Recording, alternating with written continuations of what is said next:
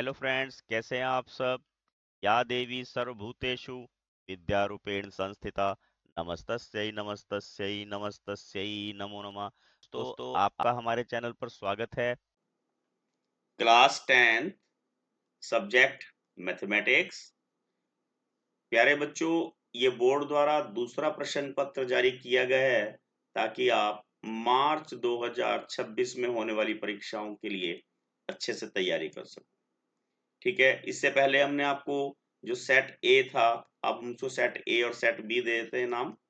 ये set B नाम है। अब ए सेट हमने पिछले प्रश्न उसमें सत्र में किया था, और जर्नल इंस्ट्रक्शन यहाँ पर भी वैसी ही है जैसी पिछले थी। टोटल क्वेश्चन यहाँ पे 23 है, और क्वेश्चन नंबर फर्स्ट जो है आपका बहुविकल्पीय है, एमसीक्यू क्वेश्चन है वो, उसमें 4 विकल्प होंगे आपको। और प्रश्न नंबर 2 आपके पास अभिकर्षण, उसका अभिकथन और कारण का है, असर्शन और रीजनिंग का। सभी जो अंक हैं वो सामने दर्शाए गए हैं। प्रश्न 1 और 2 का खंड जो है 1-1 मार्क्स के हैं, और 3 से 6 तक के ये करने के क्वेश्चन हैं, ये मल्टीपल चॉइस नहीं है, ये भी 1 मार्क्स के। और प्रश्न नंबर 7 से 13 ये 2-2 अंक के हैं, 14 से 17 4-4 अंक के हैं, और 18 से 22 तक के ये 6-6 अंक के प्रश्न है। अंत में 23वां प्रश्न जो है वो आपके पास केस स्टडी का होगा, वो 4 मार्क्स का यहाँ पर आपको मिलने वाला है।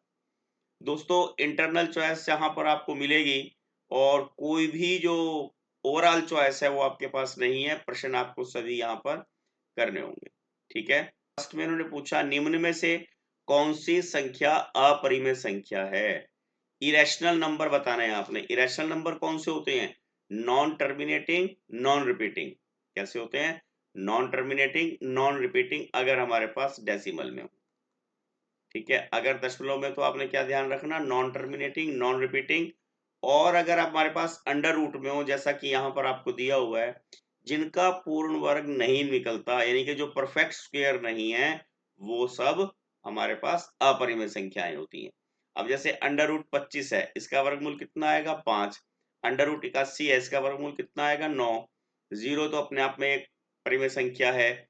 और 2/7 ये एक अपरिमेय संख्या है, क्योंकि 7 का वर्गमूल प्रॉपरली नहीं निकलता है ना, पूर्ण वर्ग 7 नहीं है। अगर इसको हम रैशनलाइज भी करेंगे तो आपने क्या ध्यान रखना कि ये पूर्ण वर्ग नहीं बनेगा ऊपर, और इसलिए ये अपरिमेय संख्या है।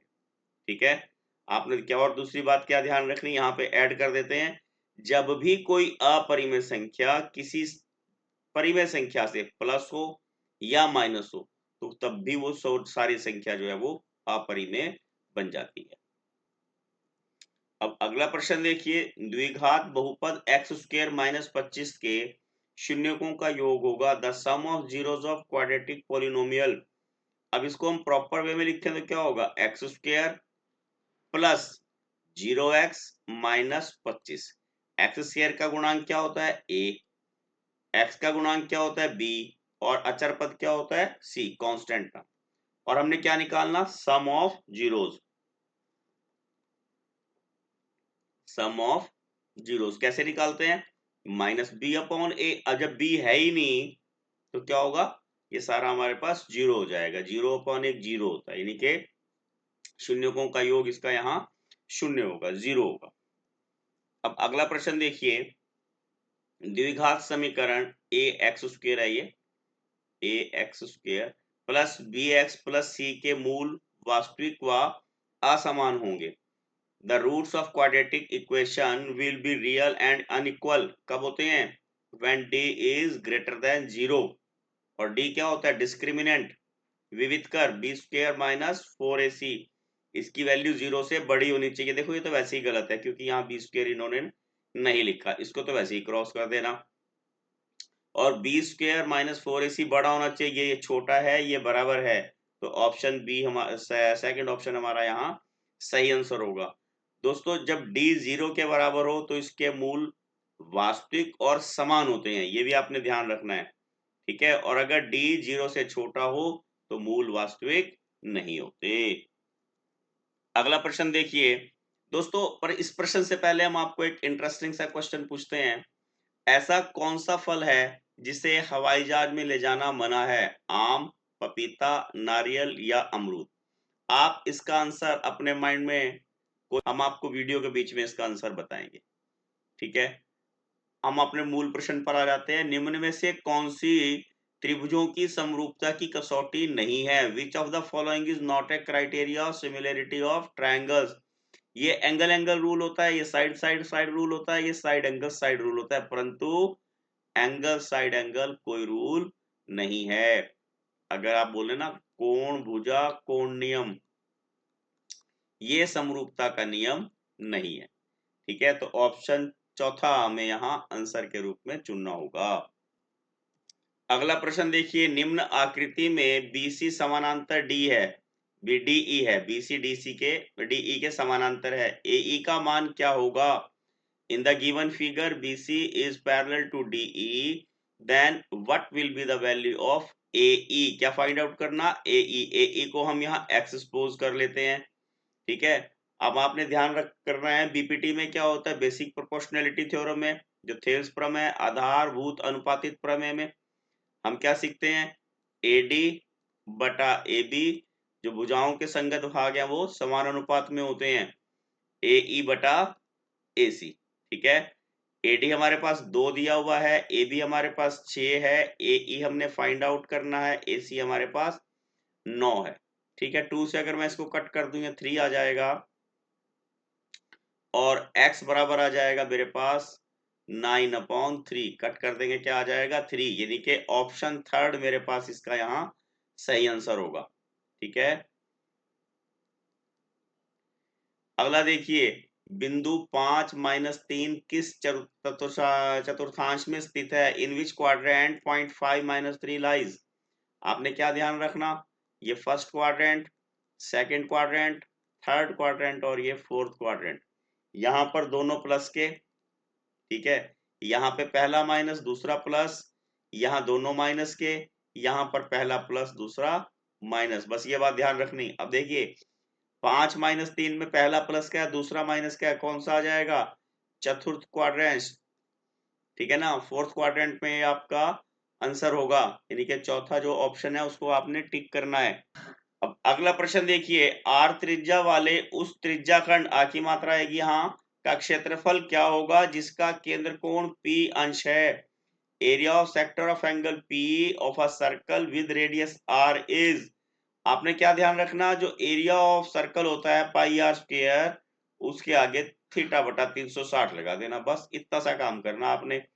अब आप यहाँ देखिए आर स्क्वायर है, परंतु ये दो ऑप्शन ऐसे हैं जिनमें आर स्क्वायर ही नहीं है, ये दोनों तो आंसर हो ही नहीं सकते, ठीक। अब देखिए थीटा बटा 360 पाई आर स्क्वायर, यहाँ पाई आर स्क्वायर, ये तो बात ठीक है, परंतु ये 180 दे दिया इन्होंने, ये भी गलत हो गया। इसका मतलब अब यहाँ 2 से अगर इसको हम कट कर दें तो ये मेरे पास एंगल P दिया हुआ है, P बटा 360 पाई आर स्क्वायर, यानी कि चौथा ऑप्शन मेरा यहाँ पर सही आंसर होगा। अगला प्रश्न देखिए, निम्न में से कौन सी घटना किसी की प्रायिकता नहीं हो सकती? Which of the following can not be the probability of an event? देखिए प्रोबेबिलिटी ऑफ इवेंट जो है आपकी, वो आपने क्या ध्यान रखना कि एक तो माइनस में नहीं होनी चाहिए, क्या ध्यान रखना, माइनस में नहीं होनी चाहिए। प्रोबेबिलिटी होती है 1 से 0 से 1 के बीच में, क्या होती है? 0 से 1 के बीच में प्रोबेबिलिटी होनी चाहिए। 2/3 0 से 1 के बीच में, ये संभव है। 15% का मतलब है 100 में से 15 लोग, ये भी संभव है। 0.5% का मतलब है 5/10, यानी कि 1/2, ये भी पॉसिबल है, परंतु 150% ये पॉसिबल नहीं है, यानी कि 100 में से 150 ये पॉसिबल नहीं है। कभी आप परीक्षाएं दें तो आपको 100 नंबर की परीक्षा में से 150 नंबर आ सकते हैं क्या? नहीं। तो ऑप्शन थर्ड हमारा यहाँ सही आंसर होगा, ठीक है। ये कभी भी प्रायिकता 150% नहीं हो सकती। अब अगला प्रश्न देखिए, निम्न में टीपी टी क्यू केंद्र O वाले किसी वृत्त की दो स्पर्श रेखाएं हैं। आपने क्या ध्यान रखना, स्पर्श रेखाओं की लंबाई बराबर होती है। पी ओ क्यू 110 अंश का है, या आपको यहाँ दिया हुआ है फिगर में, पी टी क्यू बराबर है, क्या लिखा है in this figure, TP T Q are two tangents of to circle with centre O, angle P O Q 110 है, ठीक है, then P T Q is equal to, अब आपने क्या ध्यान रखना, केंद्र स्पर्श रेखा केंद्र पर लंब होती है, तो ये 90-90 के हो गए, अगर ये 90-90 है तो क्या हो जाएगा, ओ और ओ पी टी क्यू एक चक्रीय चतुर्भुज हो जाएगी, क्या हो जाएगी ये चक्रीय चतुर्भुज। चक्रीय चतुर्भुज में आमने सामने के कोणों का जोड़ 180 होता है, कितना होता है 180, अगर ये 110 है तो ये कितना रह जाएगा, 180 में से 110 घटाएंगे और आ जाएगा 70 अंश, कितने का आ जाएगा ये 70 अंश का। तो ऑप्शन देखिए हमारे पास यहाँ सेकंड ऑप्शन हमारा यहाँ सही आंसर होगा। अब नेक्स्ट देखिए, इस प्रश्न के दोनों खंड कथन और कारण से संबंधित हैं, प्रत्येक खंड में निम्न में से सही विकल्प का चयन कीजिए। देखिए यहाँ फिर उसी तरह है, आपने क्या ध्यान रखना, अगर ए और आर अभिकथन और रीजन दोनों ठीक हो तो आपने ऑप्शन ए चूज करना है, अगर और आर जो है ए की सही व्याख्या करता हो, और अगर ए और आर दोनों ठीक हैं और आर ए की सही व्याख्या नहीं करता तो ऑप्शन बी चूज करना है, और अगर ए ट्रू है आर फॉल्स है तो सी चूज करना है, और अगर ए फॉल्स है और आर ट्रू है तो आपने डी चूज करना है। ठीक है, और हमारे पास क्वेश्चन क्या है, कथन में दिया है एक परिमेय संख्या और अपरिमेय संख्याओं का योगफल सदैव अपरिमेय होता है। फर्स्ट क्वेश्चन में आपको बताया था, ये बिल्कुल सत्य है कि परिमेय और अपरिमेय जुड़कर परिमेय बन जाती है। The sum of rational and irrational number is always irrational. ठीक है, और कारण क्या है, देखिए 7 प्लस अंडर रूट 3 एक अपरिमेय संख्या है, इज एन इरेशनल नंबर, 7 परिमेय है, ये अपरिमेय, दोनों जुड़ के क्या होगी अपरिमेय, दोनों बातें ठीक है, और ए आर जो है ए की सही व्याख्या करता है, तो ऑप्शन ए हमें आंसर के रूप में यहाँ चुनना होगा। ठीक हो गया। अगला देखिए, सभी वर्ग समरूप हैं, बिल्कुल ठीक है, क्योंकि वर्ग जो है क्या उसकी चारों भुजाएं समान होती हैं, एंगल 90-90 डिग्री के होते हैं तो वो समरूप हैं। ऑल स्क्वायर्स आर सिमिलर, ये बात राइट है। वो कहता है सभी समरूप आकृतियां सर्वांगसम होती है, नहीं, सर्वांगसम और समरूप में क्या अंतर होता है, सर्वांगसम मैंने कॉन्ग्रुएंट मैंने क्या होता है, सर्व अंग समान, सर्व अंग समान। अब सर्व अंग का मतलब क्या है, भुजाएं भी समान, मान लिया हमने वर्ग बनाया, एक हमने 4 सेंटीमीटर भुजा वाला वर्ग बना लिया, एक 8 सेंटीमीटर भुजा वाला वर्ग बना लिया, समान कैसे हो गए, समान नहीं है, ये समरूप होंगे, ये असर्शन ठीक है, इसमें रीजन जो है इसमें गलत है, तो कौन सा ऑप्शन चूज करेंगे हम, ऑप्शन सी। ठीक है ना, अभी ऊपर बताया था, देखिए यहाँ फिर दिखा देता हूं, ऑप्शन सी में क्या है, A is true but R is false. ठीक हो गया। अब अगला प्रश्न देखिए, वह द्विघात बहुपद ज्ञात कीजिए जिसके शून्यकों का योग -1/4 हो और गुणनफल 1/4 है। Find the quadratic polynomials whose sum and products are -1/4 and 1/4। तो क्या फार्मूला होता है हमारे पास, x square minus sum of zeros into x plus product of zeros. बस अब आपने यहाँ वैल्यू पुट कर लेनी है, -1/4 है, ये आपने ध्यान रखना है, ये गलती ना हो आपसे, इस 4 से इधर भी मल्टीप्लाई करना है, क्योंकि 4 एलसीएम आ जाएगा, सभी स्टेप्स को आप 4 से मल्टीप्लाई कर देते हैं, देखिए 4x स्क्वायर, इन दोनों माइनस प्लस हो जाएंगे मल्टीप्लाई होके, प्लस एक्स प्लस 1, ये हमारे पास आपके द्विघात बहुपद आ जाएगा। ठीक है, अब अगला प्रश्न देखिए, बिंदु 3, 4 की y अक्ष से क्या दूरी है। अब देखिए अगर यहाँ x अक्ष और y अक्ष बना के देख लें, ये x डैश, ये y और ये y डैश, 3, 4 कहाँ आएगा, ये 3 और ये इधर 4 कहीं यहाँ पर आएगा, तो आपने क्या y अक्ष से दूरी पूछी, तो यहाँ क्या है, ये वाली दूरी आ जाएगी, यानी कि 3 जो है इसकी y अक्ष से दूरी होगी। ठीक है ना, 3 जो है इसकी y अक्ष से दूरी होगी, और x अक्ष से दूरी कितनी है, 4, क्योंकि ऊपर को हमने 4 यहाँ पर मूव किया है। अब अगला प्रश्न देखिए, वृत्त को 2 बिंदुओं पर प्रतिच्छेद करने वाली रेखा को क्या कहते हैं। What is the line that intersect a circle eight 2 points called, क्या बोलते हैं इसको, छेदक रेखा, यानी कि सेकेंड लाइन। अगला देखिए, त्रिज्या 3.5 सेंटीमीटर वाले अर्धगोले का वक्र पृष्ठीय क्षेत्रफल क्या होगा, curved surface area of hemisphere. क्या फार्मूला होता है, जो फुल स्फीयर होता है उसका होता है 4 पाई आर स्क्वायर, हेमिस्फीयर का कितना हो जाएगा 2πr²। तो 2 इंटू 22/7 इंटू 3.5 इंटू 3.5, 5 से कट कर 7 से कट कीजिए 0.5 आएगा। बस मल्टीप्लाई कर लीजिए, देखिए 2 से मल्टीप्लाई करेंगे 10 हो जाएगा और एक डेसिमल हट गया यहाँ से। तो उसके बाद देखिए आ गया 35, 35 को 2 से करें 70, ये आ जाएगा हमारे पास। यहाँ डेसिमल काट के दिखा देता हूँ आपको ताकि समझ में आ जाए। ये 1, ये 2, 2 से ये 2 कट गया है ना। और अब ये देखिए अगर यहाँ पे मैं 10 लगा दूं तो आपकी सुविधा के लिए मैं ये किया है ये, और 2 से इसको कट कर दीजिए 11 आ जाएगा। तो क्या आ जाएगा 77 सेंटीमीटर। कितना आ जाएगा 77 सेंटीमीटर। अब नेक्स्ट देखिए यदि द्विघात बहुपद 7x² माइनस 50x प्लस के शून्य एक दूसरे के व्युत्क्रम है तो k का मान क्या होगा। यानी कि एक दूसरे के व्युत्क्रम है तो उनका गुणनफल क्या हो जाएगा दोस्तों 1। If the zeros of quadratic polynomial are reciprocal, जो रेसिप्रोकल टर्म्स होती है जैसे x इंटू 1/x है तो इनका प्रोडक्ट क्या होगा 1। यानी कि प्रोडक्ट ऑफ रूट्स हमारे पास क्या है, प्रोडक्ट ऑफ जीरोस क्या है 1।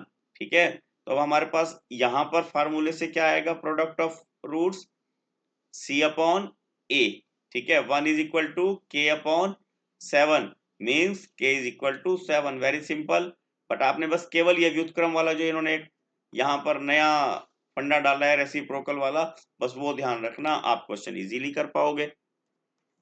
अब अगला प्रश्न देखिए, दो रेल पटरियां समीकरण x प्लस 2y माइनस 4 बराबर 0 और 2x जमा 4y माइनस 12 बराबर 0 द्वारा निरूपित होती हैं। क्या रेल की पटरियां एक दूसरे को काटेंगी। Two rails are represented by equations x plus 2y minus 4 is equal to 0 and 2x plus 4y minus 12 is equal to 0.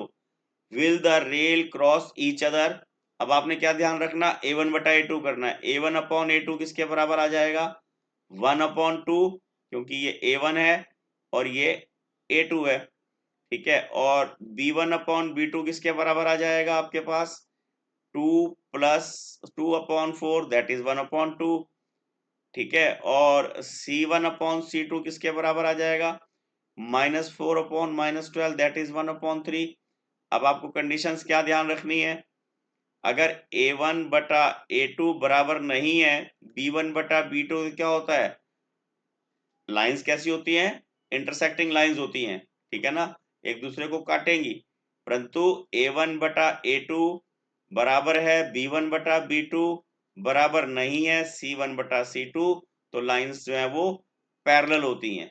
ठीक है ना, जो समानांतर होती हैं। तो रेल की जो ये पटरियां हैं दोनों समानांतर हैं, ये आपस में एक दूसरे को कभी भी क्रॉस नहीं करेगी। तो आपने पूछा है क्या ये क्रॉस करेंगी, तो आपका आंसर क्या होगा नो। ठीक है, क्योंकि पैरेलल लाइंस आपस में एक दूसरे को कभी भी क्रॉस नहीं करती। ठीक हो गया। अब नेक्स्ट प्रश्न देखिए, द्विघात समीकरण 2x² माइनस 4x जमा 3 का विविध कर ज्ञात कीजिए और मूलों की प्रकृति बताइए। Find the discriminant of quadratic equation 2x² minus 4x plus 3 and then find the nature of roots.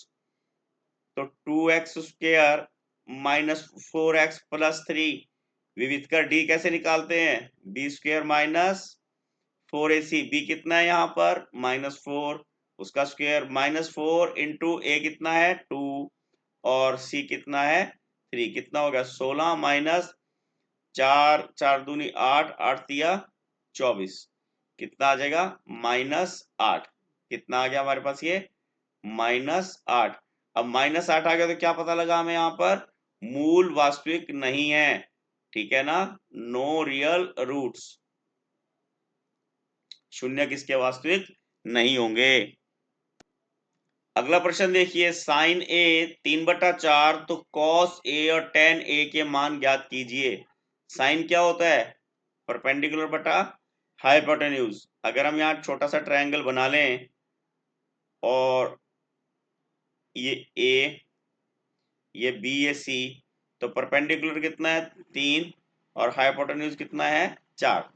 तो ए भी फाइंड आउट करने के लिए मुझे क्या करना पड़ेगा, देखिए AC स्क्वायर माइनस BC का स्क्वायर, AC 4 का स्क्वायर और ये 3 का स्क्वायर, ये आ जाएगा 16, 16 माइनस 9 दैट इज √7। ठीक है, कॉस से निकालना है तो क्या फार्मूला है हमारे पास, पंडित बद्री प्रसाद हर हर बोल। ठीक है ना, बेस बटा हाइपोटेन्यूज, बेस कितना आ गया मेरे पास √7 और हाइपोटेन्यूज कितना है 4 और टेंजेंट ए कितना आ जाएगा, लंब बटा आधार 3/√7 परपेंडिकुलर अपॉन बेस। ठीक हो गया। अगला प्रश्न देखिए, एक घड़ी की सुई की मिनट की सुई की लंबाई 14 सेंटीमीटर है, इस सुई द्वारा 20 मिनट में रचित क्षेत्रफल ज्ञात कीजिए। अब रचित क्षेत्रफल क्या हो जाएगा, length of minutes hand of a clock is 14 centimetre, area swept by minutes hand in 20 minutes. अब आपको क्या ध्यान रखना, एक घड़ी में कैसी होती है, वृत्त के समान, तो वृत्त का टोटल एंगल कितना होता है 360, और आपने यहाँ छोटे छोटे पॉइंट देखे होंगे तो कितने मिनट होते हैं एक पूरे सर्कल में 60, इसको अगर कैंसिल कर दे कितना आ जाएगा 6, यानी कि एक मिनट में 6 डिग्री का एंगल बनता है। तो थीटा कितना बन जाएगा, 20 गुना 6 बराबर 120। हमने निकालना क्या है, त्रिज्या खंड का क्षेत्रफल, वो फार्मूला लगेगा। ठीक है ना, क्योंकि area swept by minutes hand जो है वो क्या होगा, त्रिज्या खंड का क्षेत्रफल, एरिया ऑफ सेक्टर, फार्मूला क्या है, θ/360 पाई r स्क्वायर। थीटा मेरे पास 120 है अपॉन 360, पाई कितना है 22/7 इंटू 14 इंटू 14, इसको कट कीजिए ये 3 आ जाएगा, इसको कट करेंगे ये 2 आ जाएगा, 2 से कट करा 20 का मल्टीप्लाई करा 28 और 28 को करेंगे 56, ये आ जाएगा 616/3 सेंटीमीटर स्क्वायर। ठीक है, उसको डेसिमल में आगे निकालना हो तो निकाल सकते हैं। देखिए 3 दूनी 6 और ना जाने की 0 और 3 पंजे 15, ये लगभग आ जाएगा आपके पास। ठीक है, अब अगला प्रश्न देखिए, निम्न बारंबारता सारणी में अज्ञात राशियां x, y, z और t के मान ज्ञात कीजिए। नीचे हमें CF निकालना है, CF निकालने का हमारे पास तरीका क्या होता है, जैसे आप देख पा रहे होंगे यहाँ पहली फ्रीक्वेंसी हमारे पास 6 है, तो 6 और 5 11, यानी कि x की वैल्यू क्या होगी 11। अब यहाँ पर हमारे पास 13 आया, 13 कैसे आएगा, 13 में से 11 गई, ये y की वैल्यू 2 आ जाएगी। ठीक, अगले में देखिए ये हमारे पास 19 है और ये है 22, 22 में से 19 गई, ये क्या बचेगा हमारे पास 3। ठीक हो गया, और यहां से 22 में 8 जोड़ दो, 22 और 8 30, t की वैल्यू 30 होगी, z की वैल्यू 3 होगी, y की वैल्यू 2 होगी और x की वैल्यू 11 हो जाएगी। बहुत आसान सा प्रश्न है, बहुत इजी प्रश्न है ये। अब अगला प्रश्न देखिए, एक पेटी में 30 डिस्क हैं जिन पर 1 से 30 तक की संख्याएं अंकित हैं। इस पेटी में से यादृच्छिक एक डिस्क निकाली जाती है तो इसकी प्रायिकता क्या होगी कि डिस्क पर अंकित 2 अंकों की एक संख्या हो या एक पूर्ण वर्ग संख्या हो। A box contains 30 discs which are numbered to 1 to 30. If one disc is drawn at random from the box, then find the probability of that it bears a 2-digit number. अब देखिए 1 to 30 में 1 to 9 तो 1 digit number हो गए, तो 21 numbers ऐसे हो गए जो 2 डिजिट नंबर है। ठीक है, तो आपने क्या ध्यान रखना, टोटल इवेंट्स कितने हो गए आपके पास 30।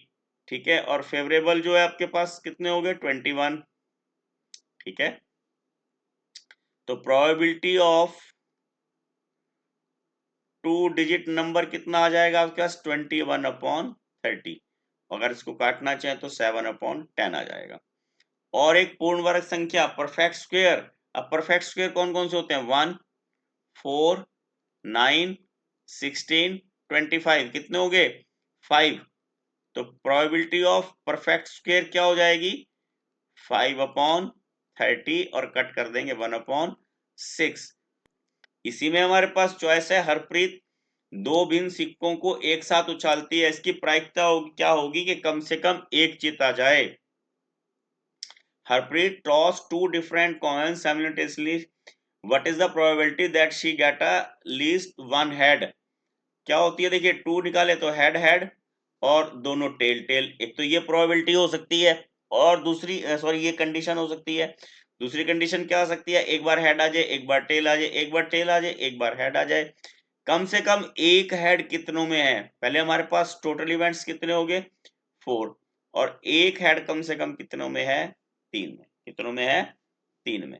तो हमारे पास probability of at least one head कितनी होगी, एटलीस्ट वन हेड कितनी हो जाएगी 3/4। ठीक है, 2 मार्क्स हैं, बड़े ध्यान से करने के, बिल्कुल आसान नंबर है ये आपको, जो इजीली आप ले सकते हैं।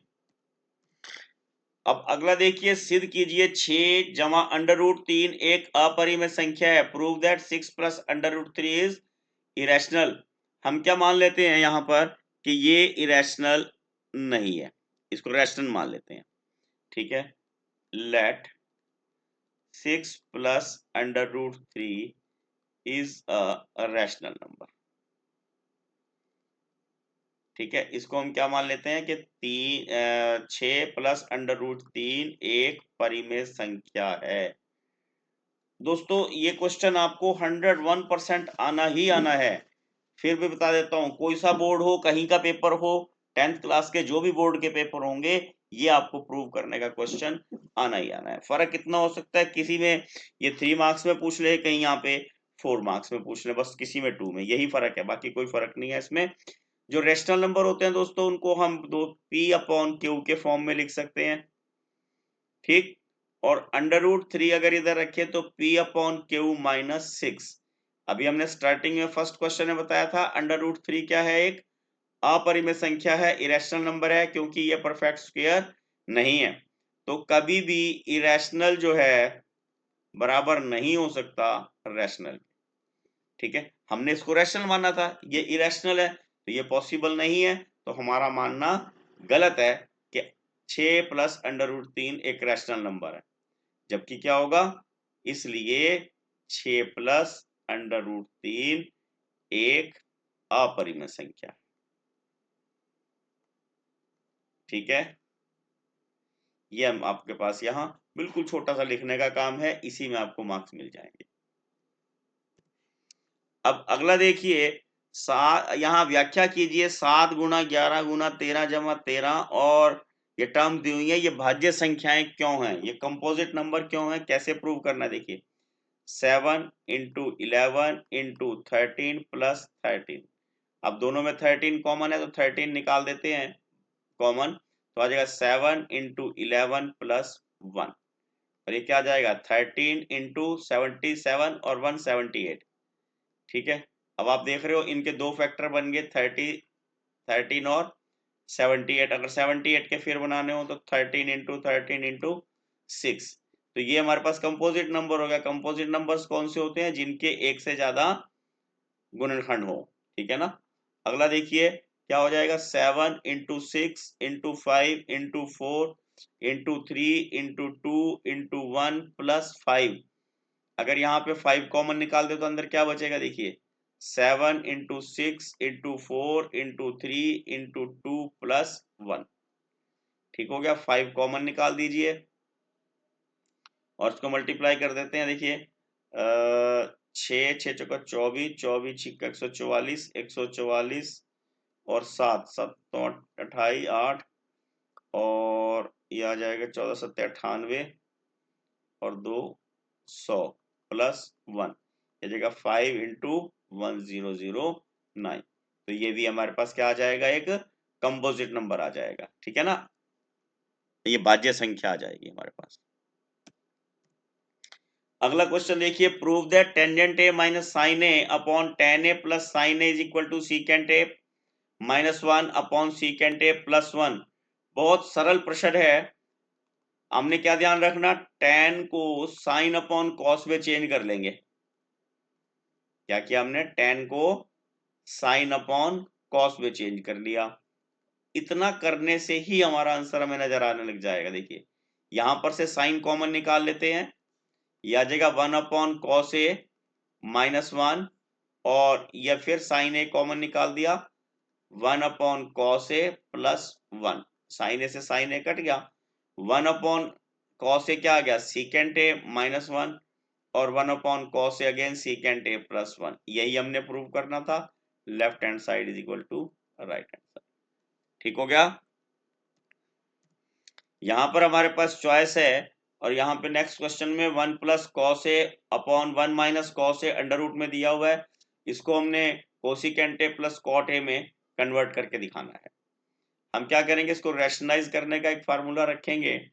जैसे रैशनलाइज करते हैं तो हम इसको 1 प्लस कॉस ए से ऊपर मल्टीप्लाई करेंगे और 1 प्लस कॉस ए से नीचे में डिनोमिनेटर में मल्टीप्लाई करेंगे, और सारे का वर्ग। ऊपर वाला मल्टीप्लाई होगा तो क्या होगा, 1 अपॉन प्लस कॉस ए का स्क्वायर, और नीचे वाले में 1 माइनस कॉस स्क्वायर ए, यानी कि फार्मूला कौन सा लगा, a plus b into a minus b, that is a square minus b square. ऊपर वाली टर्म को हमने चेंज नहीं करना है, और नीचे वाली टर्म आइडेंटिटी के अकॉर्डिंग क्या हो जाएगी, साइन स्क्वायर ए, सारे का वर्गमूल एज इट इज। यहां कर देता हूं स्पेस में। अब देखिए हम क्या करेंगे, इसके जो स्क्वायर हैं उनको कंबाइंड कर दिया हमने। ठीक है, स्क्वायर कंबाइंड करने का मुझे लाभ क्या हो जाएगा, ये अंडर रूट से कट जाएगा, और ये आ जाएगा 1 upon sine A plus cos a upon sine A. 1 upon sine ए किसके बराबर आ गया, कोसिकेंट ए, और कॉस अपॉन साइन ए बराबर आ जाएगा कॉट ए, यानी कि left hand side is equal to right hand side. यही हमने यहाँ प्रूव करना है। अब नेक्स्ट क्वेश्चन देखिए, निम्न आकृति में P S upon S Q is equal to P T upon T R है, तो angle P S T is equal to P R Q सिद्ध कीजिए कि ट्रायंगल पी क्यू आर एक समद्विबाहु त्रिभुज है। क्या प्रूव करना हमने, कि ट्रायंगल जो है आइसोसेलेस ट्रायंगल है। यहाँ लिखेंगे क्या, हमें दिया हुआ क्या है, इनके भी मार्क्स मिलते हैं हमें स्टेप वाइज मार्क्स में। गिवन क्या है हमारे पास, इसको मैं एंगल 1 दे देता हूँ, इसको एंगल 2 दे देता हूँ। Angle 1 is equal to angle 2, and और क्या दिया हुआ है, P S upon S Q is equal to P T upon T R, ये गिवन आ गया। ठीक है, टू प्रूव में क्या आ जाएगा हमारे पास, सिद्ध क्या करना है हमने, कि ट्रायंगल पी क्यू आर एक समबाहु त्रिभुज है। Triangle P Q R is an isosceles triangle. Triangle P Q R is an isosceles triangle, ये हमने यहां प्रूव करना है। अब प्रूफ में क्या आ जाएगा मेरे पास, प्रमाण में क्या आ जाएगा, अब ये एंगल 1 और एंगल 2 इक्वल हैं, ठीक है ना। और क्या दिया हुआ है, पी एस, या देख लिख लेता हूं, upon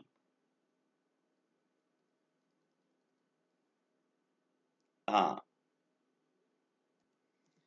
P S upon S Q is equal to P T upon T R. दोस्तों जब ये हमारे पास थेल्स प्रमेय का विलोम करेंगे, बीपीटी का, बेसिक प्रोपोर्शनैलिटी थ्योरम का, तब हमें क्या पता लगेगा, अगर भुजाएं समान अनुपात में हो तो वो लाइनें जो हैं पैरेलल होती हैं। ठीक है ना, S R is parallel to Q R, ये हमें यहाँ दूसरी बात पता लग गई। और अगर S R parallel to Q R होगा तो आप यहाँ देख पा रहे होंगे, इसको एंगल 3 नाम देंगे, तो angle 1 is equal to angle 3, ये इक्वेशन 1 होगी, और angle 1 is equal to angle 2 हमें ये गिवन है। ये हमारे पास सेकंड सिचुएशन आ गई। उससे हमें क्या पता लग गया, angle 2 is equal to angle 3, और एंगल 2 और 3 बराबर होंगे तो क्या होगा, बराबर भुजाओं के सामने के कोण बराबर होते हैं। अगर कोण बराबर हैं तो भुजाएं भी बराबर होंगी, पी क्यू बराबर पी आर। ठीक है ना, क्या बताया मैंने आपको, अगर एंगल इक्वल है तो साइड्स भी इक्वल होंगी, इसलिए पी क्यू आर एक समद्विबाहु त्रिभुज है। यही हमने यहां प्रूव करना था। ठीक है दोस्तों, ये प्रश्न पत्र सेट ए की अपेक्षा ज्यादा सरल है। अब इसमें देखिए, यदि बिंदु 1 2 और 4y और x 6 और 3 5 इसी क्रम में लेने पर समानांतर चतुर्भुज के शीर्ष हों तो x और y का मान ज्ञात कीजिए। अब यहाँ देखिए, अब ये हमारे पास समानांतर चतुर्भुज दी हुई है, इसके जो शीर्ष हैं 1 2 4 और y, x और 6 और 3 और 5 दिए हुए हैं। दोस्तों यहाँ पे आपने क्या क्वालिटी ध्यान रखनी, जो पैरेललोग्राम होता है उसके डायगोनल आपस में एक दूसरे को इंटरसेक्ट करते हैं, ठीक है ना। जो समानांतर चतुर्भुज है इसके विकर्ण आपस में एक दूसरे को समद्विभाजित करते हैं। सम मैंने बराबर, द्वि मैंने दो और भाग मैंने टुकड़े, ठीक है। तो यानी कि दोनों का मिड पॉइंट, अब यहां अगर हम ए बी सी और डी लें, इन ए सी का मिड पॉइंट और बी डी का मिड पॉइंट दोनों सेम होने चाहिए, ठीक है। ए सी के मध्य बिंदु के निर्देशांक क्या हो जाएंगे, 1 प्लस x बटे 2 और 6 प्लस 2 बटे 2, ठीक हो गया। और इसके निर्देशांक कितने हो जाएंगे, बी डी के मध्य बिंदु के 4 जमा 3 बटा 2 और y जमा 5 बटा 2, लिख देते हैं इसको भी यहां। मध्य बिंदु के निर्देशांक कितना हो जाएंगे, 3 जमा 4 बटे 2 और 5 जमा y बटे 2।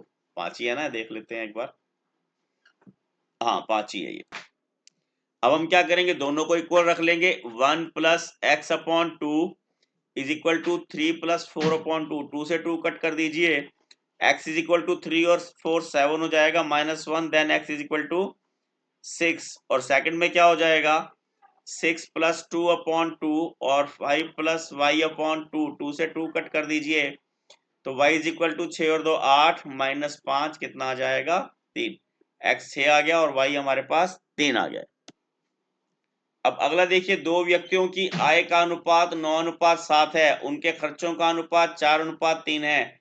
प्रत्येक व्यक्ति की मासिक आय में से 2000 रुपए बचाता है, दोनों की मासिक आय ज्ञात कीजिए। इनकम का रेशो क्या है, 9:7 और एक्सपेंडिचर रेशो है 4:3। दोनों की सेविंग क्या है, 2000। तो यहां लिख लेते हैं, देखिए income of first person 9x suppose कर लेते हैं, इनकम ऑफ सेकंड पर्सन जो है वो 7x आ जाएगी, ठीक है। और इसमें हिंदी में भी लिख देते हैं, पहले व्यक्ति की आय, माना पहले व्यक्ति की आय, ठीक है। माना दूसरे व्यक्ति की आय, वो 7x मान ली, ठीक है। और एक्सपेंड, अब यहां पर हम एक्सपेंडिचर मान लेते हैं फर्स्ट पर्सन का 4y और सेकंड पर्सन का एक्सपेंडिचर मान लेते हैं हम 3y। तो अकॉर्डिंग टू क्वेश्चन क्या हो जाएगा, इनकम कितनी थी फर्स्ट वाले की 9x, खर्चा कितना है 4y, बचे कितने 2000, ठीक हो गया। और सेकंड वाले में क्या हुआ, इनकम कितनी थी 7x, खर्चा कितना है 3y, बचे कितने 2000, ठीक है। सेविंग तो करनी ही पड़ती है।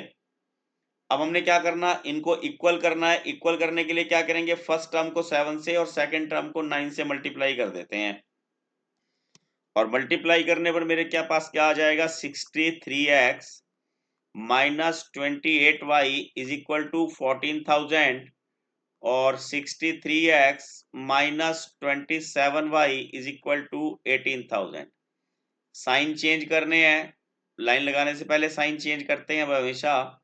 Minus y is equal to -4000 आ गया, और हमारे पास यहाँ वैल्यू पुट कर लेंगे y की वैल्यू फर्स्ट इक्वेशन में, 9x minus 4 into 4000 is equal to 2000, then 9x is equal to 16,000 equal to 2000, और 9x कितने के बराबर आ जाएगा, 2000 प्लस 16,000, और x is equal to 18,000 upon 9, that is 2000, ठीक है। अब फर्स्ट पर्सन की इनकम क्या हो जाएगी, देखिए फर्स्ट पर्सन की इनकम हो जाएगी 9 इंटू 2000 दैट इज 18,000, और सेकंड वाले की इनकम हो जाएगी 7 इंटू 2000 इज इक्वल टू 14,000। ठीक है, ये हमारे पास यहाँ दोनों आंसर आ जाएंगे। अब नेक्स्ट क्वेश्चन देखिए, यहाँ हमारे पास चॉइस है, इंटरनल चॉइस है। 13 मीटर व्यास वाले एक वृत्ताकार पार्क की परिसीमा के एक बिंदु पर एक खंभा इस प्रकार खड़ा है कि इस पार्क के एक व्यास के दोनों अंत बिंदुओं पर बने फाटक ए और बी से खंभे की दूरियां 7 का अंतर 7 मीटर है। क्या ऐसा करना संभव है? यदि है तो दोनों फाटकों में कितनी दूरी पर खंभा गाड़ा है? ठीक है,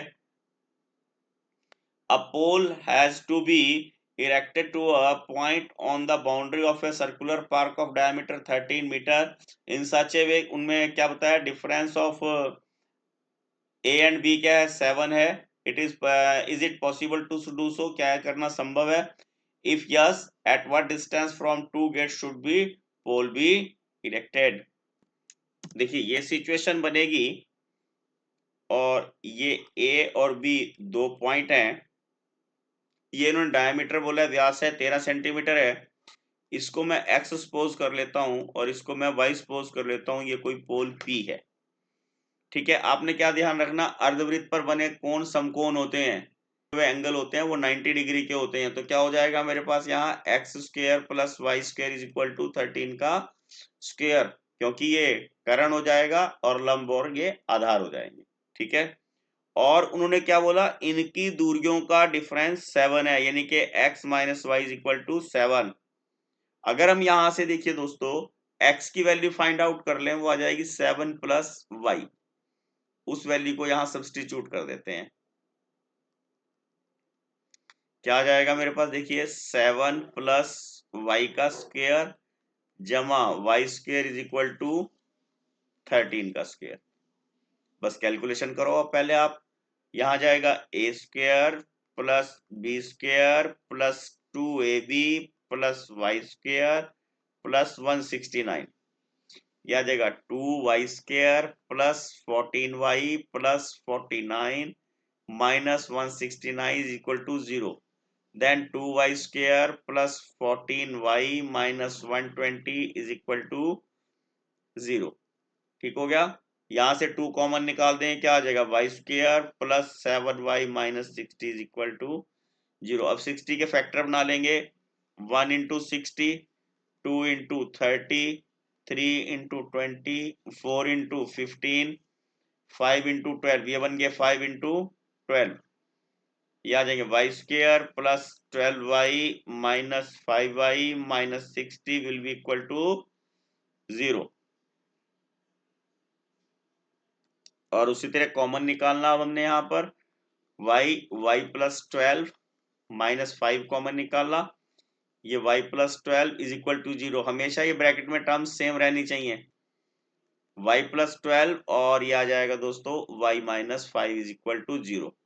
तो प्यारे बच्चों y minus 5 is equal to 0, then y is equal to 5, y plus 12 is equal to 0, then y is equal to minus 12। क्या आ गया मेरे पास आंसर, एक y मेरे पास 5 आ गया, तो x कितना आ जाएगा, 7 प्लस 5 दैट इज 12। तो दोनों पॉसिबल है, क्योंकि 12 का स्क्वायर 144 और 5 का स्क्वायर 25 169, ये देखिए दोनों पॉसिबल है ये। तो आप क्या कहेंगे, हाँ ऐसा संभव है, यही पूछा था उन्होंने। ठीक हो गया, अब अगला प्रश्न देखिए, एक नदी के एक पुल के बिंदु से नदी के सम्मुख किनारों के अवनयन कोण 30 और 45 के हैं। यदि पुल किनारों से 5 मीटर की ऊंचाई पर हो तो नदी की चौड़ाई ज्ञात कीजिए। From a point on a bridge cross a river, the angles of depression of bank on the opposite sides of the river are 30 and 45 respectively. If the bridge is at the height of 5 meter from the bank, find the width of the river. देखिए figure मैंने यहां पर बनाई है, और ये A, ये B और ये C, इसको मान लेते हैं D। दोस्तों B से C जो है उसको हमने यहां रिवर माना है, ये रिवर है, और यहां पुल पर कोई व्यक्ति खड़ा है, ये एक सिरा इसका रिवर का बी है और एक सिरा यहाँ सी है।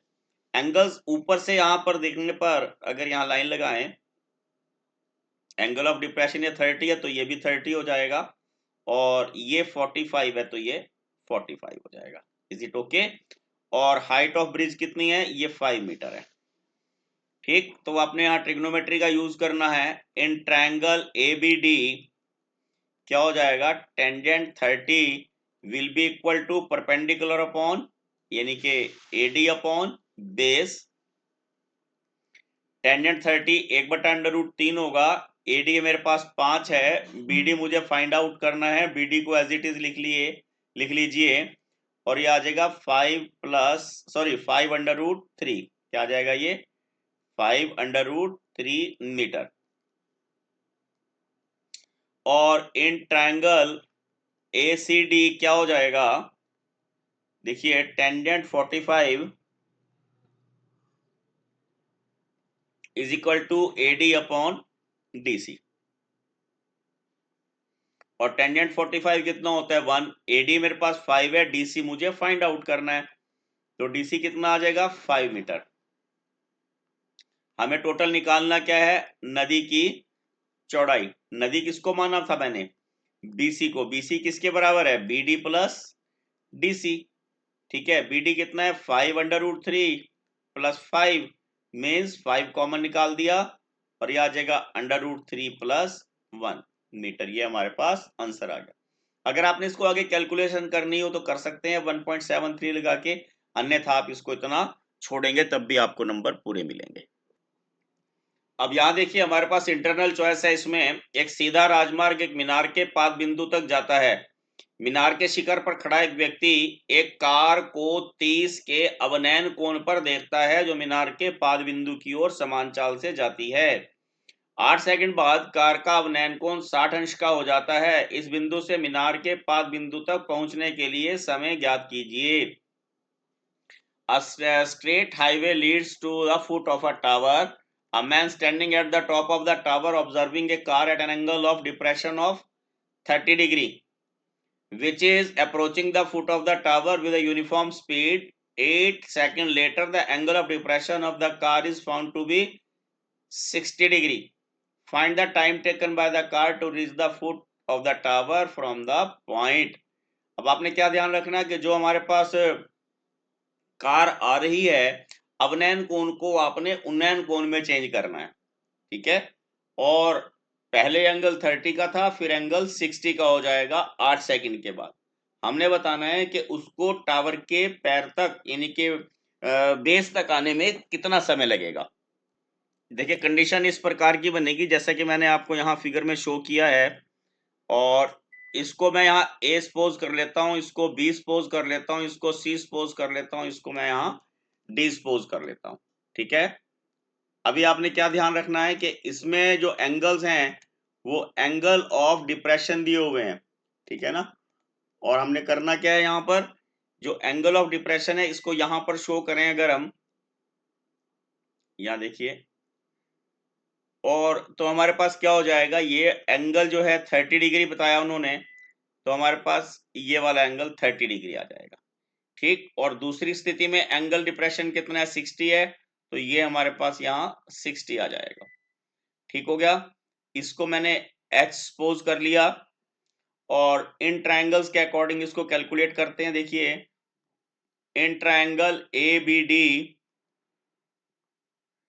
Tangent 30 will be equal to perpendicular upon base, perpendicular AB, और बेस है मेरे पास BD। टेंजेंट 30/3, और AB है मेरे पास H, और BD को मैं एज इट इज लिख लेता हूं। ठीक हो गया, और सेकंड कंडीशन में इन ट्रायंगल ABC हो जाएगा टेंजेंट 60 अगेन क्या हो जाएगा? परपेंडिकुलर दैट AB और अपॉन BC। ठीक है, टेंजेंट 60 मेरे पास कितना है? √3, AB H है, BC as it is, then BC is equal to H upon √3। Find out क्या करना है मुझे कि यहां से C से D जाने में उसको 8 सेकंड लगे, तो B से C जाने में उसको कितना समय लगेगा। ठीक है, तो मुझे यहाँ पर CD फाइंड आउट करना पड़ेगा कि CD डिस्टेंस कितना है। ठीक है, CD डिस्टेंस निकालने के लिए क्या करना पड़ेगा, BD माइनस BC। यहां से BD तो कैलकुलेट करेंगे, BD is equal to H into √3। ये कितना आ जाएगा, H √3 माइनस H अपॉन √3, इसको इधर मल्टीप्लाई करेंगे तो ये आ जाएगा 3H माइनस H, क्योंकि √3 से √3 को मल्टीप्लाई करा 3 बन जाएगा। और फिर क्या आ जाएगा मेरे पास, ये 3H में से 1H गए, 2H अपॉन √3। अब देखिए इतनी दूरी तय करने में, यानी कि 2H अपॉन √3 मीटर दूरी तय करने में उसको 8 सेकंड लगे, तो H अपॉन √3 मीटर अगर डिस्टेंस कवर करना तो कितने लगेंगे, 4 सेकंड, क्योंकि सीधा सा इसका आधा है ये। ठीक है, यहां लिख देते हैं BC दूरी तय करने में समय लगेगा। ठीक है ना, टाइम टेकन आपने यहां पर लिख लेना है। कितना है हमारे पास, H अपॉन √3, इतनी दूरी तय करवानी है, यह आ जाएगा √3 अपॉन 2H, और समय लगता था पहले 8 सेकंड। H से H कर देना, अंडर से √3 कट कर दिया, 2 से 8 को कट कर दिया, और 4 सेकंड जो है वो हमारे पास समय आ जाएगा। ठीक है, कितना समय आ गया हमारे पास यहाँ, 4 सेकंड। अब नेक्स्ट क्वेश्चन देखिए, ऊंचाई 2.4 सेंटीमीटर और व्यास 1.4 सेंटीमीटर वाले एक ठोस बेलन में से इसी ऊंचाई और व्यास वाला एक शंक्वाकार खोल काट लिया गया है। शेष बच्चे ठोस का पृष्ठीय क्षेत्रफल ज्ञात कीजिए। From A solid cylinder whose height is 2.4 centimeter and diameter is 1.4 centimeter, a conical cavity of the same height and the same diameter is hollowed out. Find the total surface area of the remaining solid. अब आपको shape का क्या ध्यान रखना, इस तरह का solid है ये, और इसमें से ये हमने शंकु निकाल दिया, कोन यहां से कट कर दिया। कोन कट करने पर इसका सरफेस एरिया इंक्रीज होगा, क्योंकि ये यहां से इसको कट किया तो अंदर का एरिया भी इसमें ऐड हो जाएगा। देखिए अब आप यहां देख पा रहे होंगे, ये सिलेंडर है और इसका मेरे पास डायामीटर दिया है, इसका मतलब रेडियस कितना हो जाएगा, 0.7। इंफॉर्मेशन लिखने के भी आपको मार्क्स मिलते हैं। ये हाइट 2.4 है। ठीक है, यहाँ पे सबसे जो मेन चीज है वो आपने क्या ध्यान रखना, जो आउटर एरिया है, ये वाला एरिया।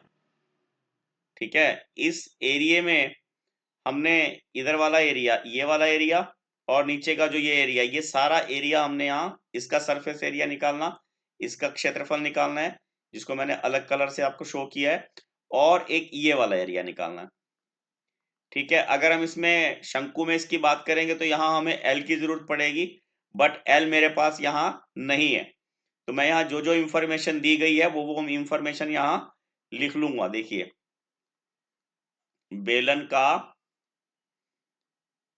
बेलन की त्रिज्या लिख लेता हूं पहले, कितनी है, 0.7 सेंटीमीटर। ठीक है, रेडियस ऑफ सिलेंडर, दोनों सेम होंगी। ठीक हो गया। और अभी देखिए उसके बाद हाइट कितनी है, कोन की भी लिख देता हूं, रेडियस ऑफ कोन, वो भी 0.7 है। ठीक है ना, शंकु की त्रिज्या। अब आपको इतनी बात समझ में आ रही होगी कि दोनों की त्रिज्याएं मेरे पास यहां पर सेम है, क्योंकि वो उसी में से काटना है उसको, और बेलन की ऊंचाई भी यहां लिखनी है। वो कितनी है बेलन की ऊंचाई मेरे पास, 2.4 सेंटीमीटर। ठीक हो गया। अब मुझे L निकालना होगा, और L के लिए मेरे पास फार्मूला क्या होता है, r² प्लस h²। r है 0.7 और h है 2.4। 0.7 का क्या हो जाएगा, 0.49, और 2.4 का हो जाएगा 5.76। इनको प्लस करेंगे आ जाएगा 6.25, एंड 6.25 का वर्गमूल आ जाएगा 2.5 सेंटीमीटर। ठीक है, total surface area of remaining solid. ये आपको क्वेश्चन में से ही उठानी होती है वर्डिंग, यानी कि शेष ठोस का पृष्ठीय क्षेत्रफल। अब शेष में क्या होगा, जो नीचे वाला सर्कल है पहले उसको लिख लेते हैं पाई आर स्क्वायर, ठीक, प्लस जो साइडें हैं इसकी वो बेलन के पृष्ठीय क्षेत्रफल से 2 पाई आर एच, प्लस जो अंदर का शंकु बना है पाई आर एल। ये यहां पर सिचुएशन क्रिएट होगी और पाई आर आपने कॉमन निकाल देना, अंदर बचेगा are plus 2h plus L. बस अब इजी हो गया आपके पास, आपने केवल यहां वैल्यू सब्सटीट्यूट करनी है। देखिए 22/7, आर है 0.7, ये 0.7 इंटू 2, एच है 2.4 प्लस एल ये है 2.5, ठीक है। और इसको अगर हम यहाँ कट कर देंगे आ जाएगा 0.1, मल्टीप्लाई करेंगे 2.2 आ जाएगा, 0.7 एज इट इज, ये 4.8 और ये 2.5।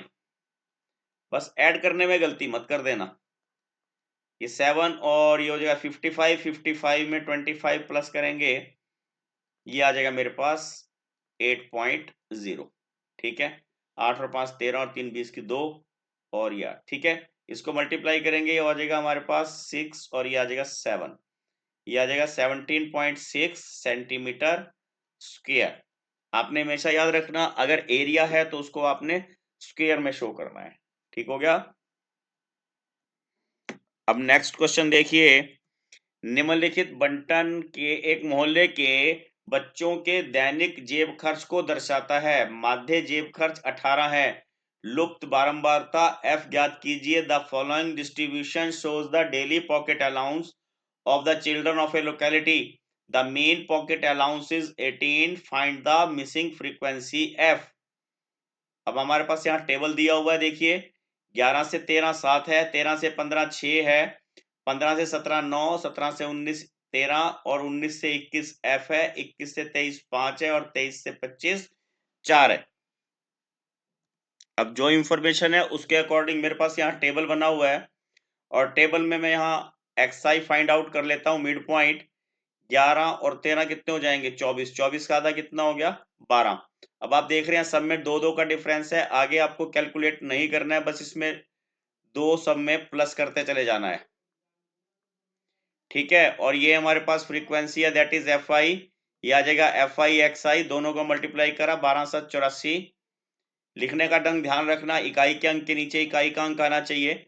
14 छिक फिर 84 और 16 नम्मा 144 और 18 3 54 का 4 लगेगा 5, 18 और 5 23, ये आ जाएगा 20f। 20f मैंने थोड़ा छोटा लिखा है क्योंकि 20f को मैंने साथ में प्लस नहीं करना है। और 22 पंजा 110, 24 नंबर 96, इनको ऐड कर लेंगे। 20f एज इट इज लिखेंगे, 4 और 4 8 और 4 12 और 4 16, 16 और 6 22, 22 का 2 हंसी लगा 2, 11 और 9 20 और 2 22, 22 और 23 45, 45 और 14 45 और 14 59, 60 67, 67 और 8 75, यानी कि ये आ गया 752। अब देखिए यहां इसको प्लस करते हैं, 7 और 6 13, 13 और 9 22, 22 और 13 35, 35 और 9 44, ये आ जाएगा 44 प्लस f, ठीक है। एक्स बार का फार्मूला आप सबको आता होगा, x bar is equal to f i x i upon f i. X bar मेरे पास 18 दिया हुआ है और ये आ जाएगा 752 प्लस 20f बटे 44 प्लस f। अब इसको इधर मल्टीप्लाई करेंगे, 18 चौक 72 का 2 से लेगा 7, 792 और ये आ जाएगा 18f, ये आ जाएगा 752 प्लस 20f। देखिए कैलकुलेशन में आपने गलती नहीं करनी है, 18f माइनस 20f और 752 में से 792 लेस कर देना है, ये आ जाएगा -40, माइनस से माइनस कट कीजिए और f बराबर आ जाएगा 40/2 दैट इज 20, ठीक है। दोस्तों मेरे करने में और आपके करने में थोड़ा सा डिफरेंस ये हो सकता है, मैं थोड़ा स्पीड में कर रहा हूं, आप थोड़ा इसको ध्यान से करेंगे, इसको पॉज करके धीरे करके भी इसको आप सुन सकते हैं। ठीक है, आंसर कितना आ जाएगा मेरे पास, मिसिंग फ्रीक्वेंसी 20। अब नेक्स्ट क्वेश्चन देखिए, दी गई आकृति में 5 सेंटीमीटर त्रिज्या वाले एक वृत्त की 8 सेंटीमीटर लंबी जीवा पी क्यू है। जीवा कितनी है, पी क्यू कितने सेंटीमीटर बताइए, 8 सेंटीमीटर। ठीक है, और त्रिज्या कितनी बताई है, 5 सेंटीमीटर। पी क्यू पर स्पर्श रेखाएं परस्पर बिंदु टी पर प्रतिच्छेद करती हैं। टी पी की लंबाई ज्ञात कीजिए। In the figure P Q is a chord of length 8 centimeter of a circle of radius 5 centimeter.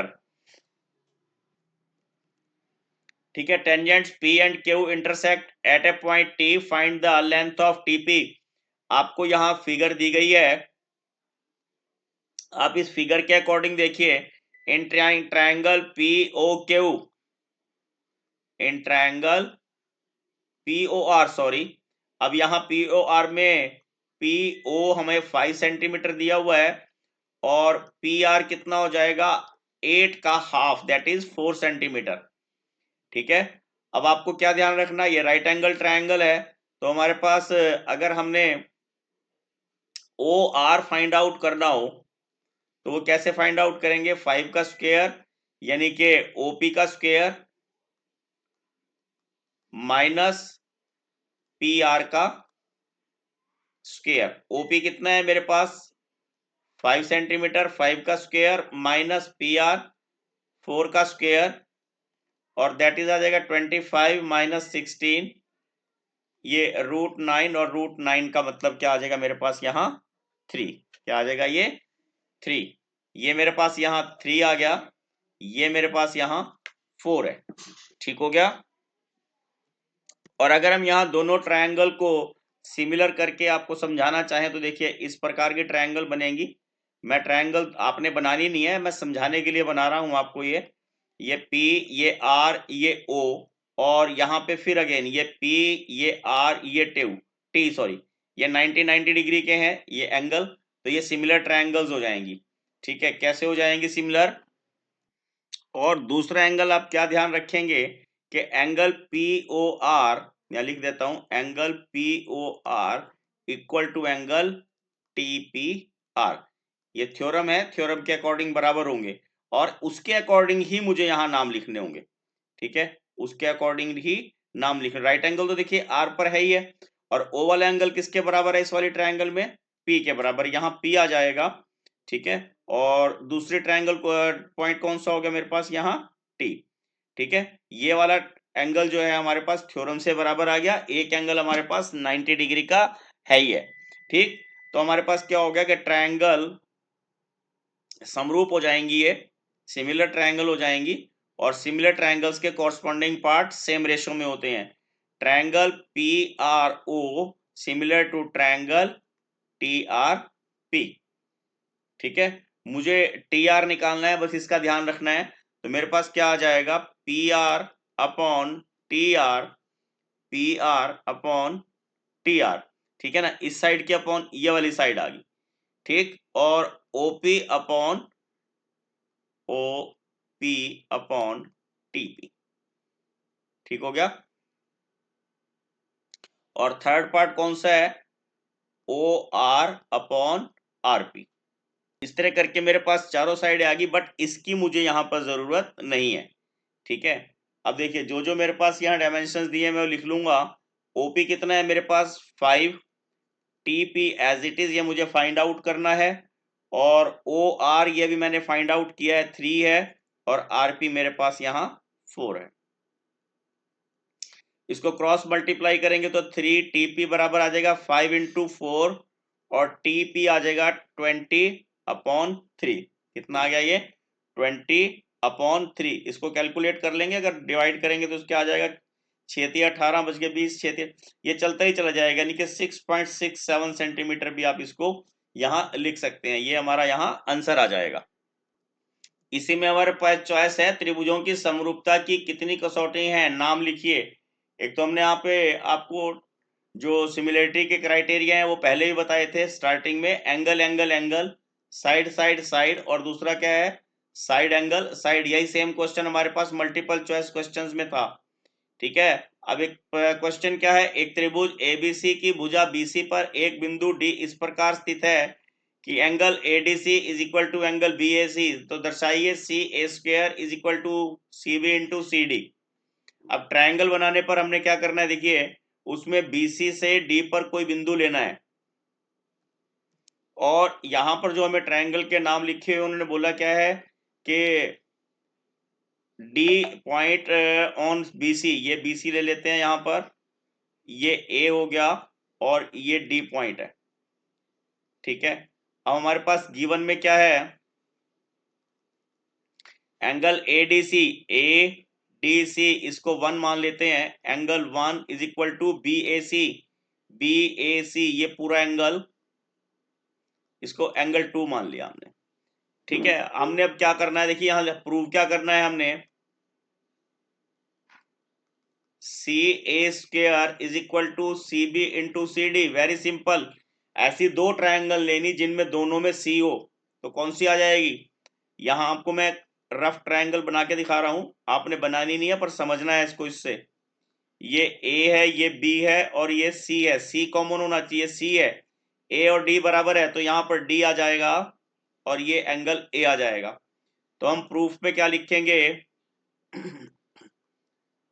in triangle ABC and triangle ADC। ठीक है, अब यहां पर जो जो साइडें दी हैं उसमें क्या है, angle 1 is equal to angle 2, ये हमें गिवन है, और दूसरा क्या हो गया, angle C is equal to angle C, ये हमारे पास कॉमन एंगल आ गए। मतलब ये तो हमें इक्वल दिए हुए हैं और ये वाले एंगल हमारे पास कॉमन आ गए, तो इससे क्या हो जाएगा, दोनों ट्रायंगल हमारे पास सिमिलर आ जाएंगी। Triangle A B C is similar to triangle D A C. नाम भी आपको उसी पैटर्न में लिखना है जिस पैटर्न में आपने एंगल वहां पर इक्वल शो किए हैं। अब आप क्या करेंगे, देखिए यहां पर सी ए अपॉन उसका कौन सी साइड आ गई, सी डी, और दूसरे में क्या आ जाएगा, सी बी अपॉन ए सी, सी ए। ठीक है, बस क्रॉस मल्टीप्लाई कर दीजिए, आपका आंसर आ गया, सी ए का square is equal to C B into C D. यही हमने यहां प्रूव करना था, इति सिद्धम। ठीक हो गया। अब अगला क्वेश्चन देखिए दोस्तों, केस स्टडी का क्वेश्चन है ये, परंतु उससे पहले हमने आपको जो क्वेश्चन पूछा था उसका आंसर बताते हैं। ऐसा कौन सा फल है जिसे हवाई जहाज में ले जाना मना है, आम, पपीता, नारियल या अमरूद। वेरी इंटरेस्टिंग, नारियल एक ऐसा फल है जिसे हवाई जहाज में ले जाने की मंजूरी नहीं होती। ठीक है, सुरक्षा दृष्टि से इसको यहाँ पर मना किया जाता है। अब केस स्टडी के क्वेश्चन में देखिए, रवि अपनी साइकिल खरीदना चाहता है, उसके पिता उसे हर महीने कुछ बचत करने की सलाह देते हैं। रवि पहले महीने 500 रुपए बचत करके शुरुआत करता है, उसके बाद प्रति माह वो 100 रुपए की वृद्धि करता है। ठीक है, अब सिचुएशन आप क्रिएट कीजिए, Ravi wants to buy a cycle, his father suggested saving money every month. Ravi decided to start saving with ₹500। कहां से स्टार्ट करता है वो, 500 से। ठीक है, and Ravi decided first month and increase saving ₹100 each month. Ravi की बचत के अनुक्रम में सारवंतर क्या है, कितने बढ़ा रहा है वो हर महीने, 100 रुपए। तो डी कितना आ जाए हमारे पास, 100। डी कितना आ गया हमारे पास यहाँ, 100। और क्या पूछा उन्होंने नेक्स्ट क्वेश्चन में, देखते हैं। रवि महीने में 5वें महीने में रवि कितनी बचत करेगा। अब 5th मंथ में कितनी बचत हो जाएगी उसके पास, हमने A5 निकाल लेना है। A5 कितना आएगा, A प्लस 4D, A मेरे पास 500 है, 4 इंटू डी 100 आ जाएगा, 5 प्लस 400 ₹900 वो बचत करेगा। ठीक है, और अगले क्वेश्चन में क्या पूछा उन्होंने, किस महीने में उसकी बचत 1500 रुपए हो जाएगी। 1500 रुपए यानी कि AN 1500 निकालना है, तो AN 1500 होना चाहिए, उसके लिए फार्मूला वही याद, AN is equal to A plus N-1 into D. ये आ जाएगा मेरे पास 1500, A कितना है 500, N मुझे फाइंड आउट करना है, D कितना है 100। ठीक है, 500 को मैं इधर शिफ्ट करूंगा, कितना हो जाएगा 1000, n माइनस वन और ये आ जाएगा 100, तो n माइनस वन कितना आ जाएगा 1000 अपॉन 100, जीरोस कट गई, तो n minus one is equal to 10, means n is equal to 10 plus 1 11, 11वें महीने में उसकी जो बचत है वो 1500 रुपये हो जाएगी। ठीक है, तो दोस्तों ये हमारा लास्ट प्रश्न था। तो आशा करता हूं आपको इस प्रश्न पत्र से लाभ होगा और अपनी वार्षिक परीक्षाओं में अच्छे अंक प्राप्त कर सकेंगे। Please like, share and subscribe my channel. Thank you. Have a nice day. रूप है प्रचंड तू अचंभ तू ही